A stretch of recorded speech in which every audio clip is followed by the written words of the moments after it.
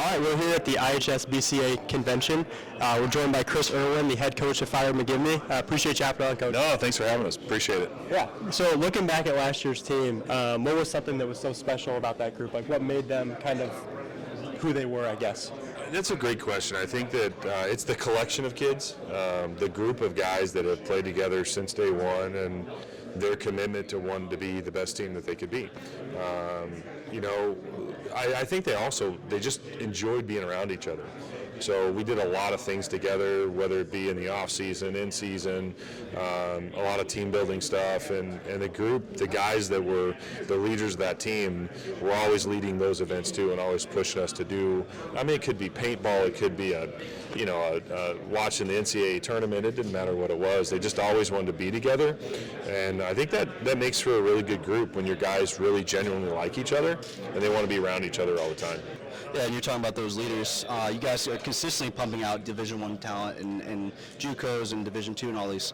What makes your program so special in terms of developing those type of players? I think it's a lot of the things that we talk about are don't create a new path, extend the path. Right, so that first group of guys we had with, Gabe Smith and Daniel Gear and Jackson Rogers that are all competing high-level baseball at the Division I level, they're around the program a lot. They want to come back and talk to the kids. They want to come back and tell them what the workouts look like. And I think that the fact that they're still engaged with the guys, whether it be through social media or whether it be when they're back in town for a holiday, just wanting to have lunch with us or do things, that part helps us connect the past to the future.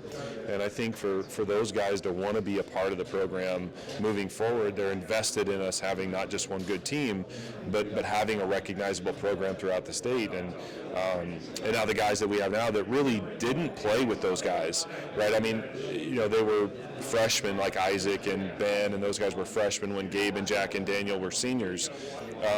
They still talk all the time. They still engage with each other and talk with each other. And so I think that commitment to the consistency of what we do, I've never seen guys so committed before to improve little bitty parts of their game. It's not an afterthought. It's coming in and making sure that they're getting their work in. Our older guys are constantly working with our young guys, right? So that group of seniors with, Ben and Isaac and Scott Phelps and Ty Etchison, those four key seniors this year, they're working with the freshmen and the sophomores, which I think is really unique in high school. To see as engaged as those older guys are with those younger group to make sure they're the next wave of kids is super important. One thing we always talk about your guys' program is you're always in the regular season playing, 3A, 4A schools and scheduling these bigger programs when you're at, 1A, 2A school at times. How important is that for you guys to play 3A, 4A schools early in the year? Really important. I think it's critically important. It's good to push ourselves against programs that are deeper, that are better, that are bigger, and see where we fall. I think they do things the right way. They're consistent in their play. And they're going to push us to be the best that we can be.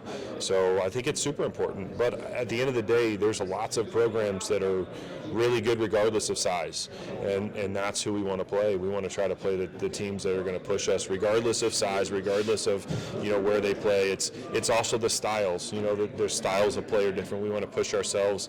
We played Highland last year, which was a really good program, but they play a different style of game. And Coach Hawkins bunts a lot, and I think that got us ready for seeing different opponents in the playoffs too. So you want to play different opponents that they're going to push you in different ways, and thankful to be able to play that schedule too. You touched on Ben and Isaac earlier, as well as Scott and Ty. What do you see the impact on those guys going into next season? Yeah, I think that they're going to have to play different roles, not so much from a production standpoint, but we had a great senior class last year in that group. Ben and Isaac were captains last year with Drew and Cannon. So making sure that they embrace that leadership role, making sure they embrace the role of teaching the younger guys. I like those 4 guys a lot. I think that they're close.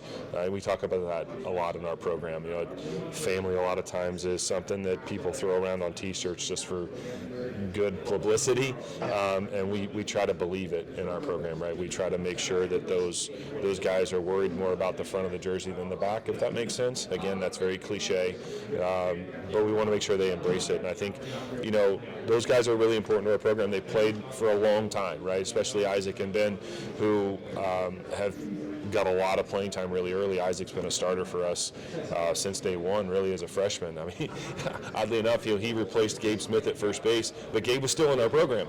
He supplanted him as our first baseman and did a great job as a freshman, and I think that was really important for him and really important for our program at the time. So to say that they're, not important to our program or not going to have a huge impact on our program would be very short-sighted, in my opinion. Yeah, for me to say that. What's your favorite thing to do in the Glen Carbon and Edwardsville area? Most people would say that they always see me on the field, and that's probably true. It's my home field. That's my favorite place to be in Glen Carbon. But it's fun. I'm from that area, right? I'm a Metro East guy, born and raised, played there, played at Southern Illinois. So, I think there's some really cool spots in the area that I'm kind of very fun. I've lived all over the country, through baseball and coaching at college and stuff, but that's my home. So my favorite place is on my home baseball field. Well, Coach, I think that'll wrap it up for us. Really appreciate you hopping on, and good luck the rest of the year and in 2026. Thank you very much for having me, guys. I appreciate it.